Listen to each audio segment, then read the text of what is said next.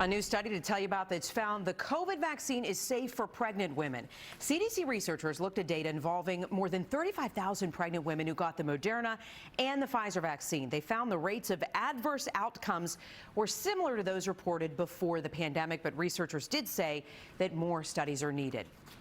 One local mother wishes she would have researched the vaccine more while she was pregnant. She's now urging pregnant women to get educated and vaccinated after she tested positive for COVID-19 and went into labor much earlier than expected. Hi, Dylan.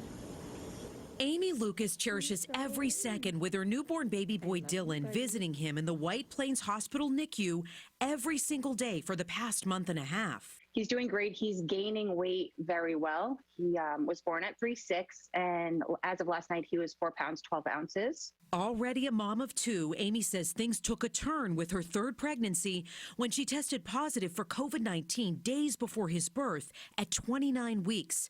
Fever, body aches, and fatigue turned to fear about her baby. I went in to get monitored because of lack of movement, and all of a sudden, I have to call my husband, and he has to rush in because we're having this baby. She had to have a C-section by herself under general anesthesia. Baby Dylan had to be isolated, but luckily never tested COVID positive. We couldn't go see him because we were also in isolation. It didn't really set in with me until Sunday morning when we were prepping to get discharged, and I was just sad. I've never left the hospital, number one, without my baby, number two, without even meeting him. Amy waited 6 days to meet her baby boy.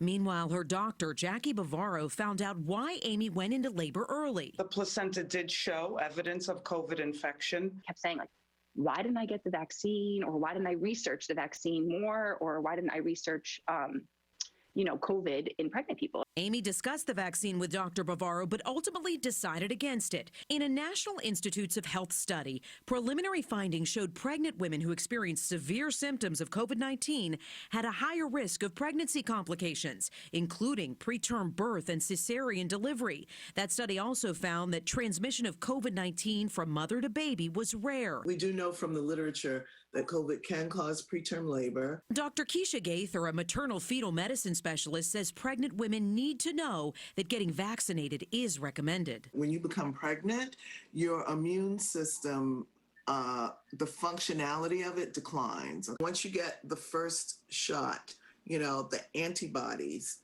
begin to be produced in your body. And that second shot is really just a booster. As Amy continues to focus on baby Dylan's health, she's been sharing his story, hoping other mothers will learn something from her journey. A few mom groups that I am on Facebook, I told my story, and some people thought I was being pro-vaccine, and I went back and I just said, I'm not being pro or anti. I don't mean to start a debate. I just think you should all do your research.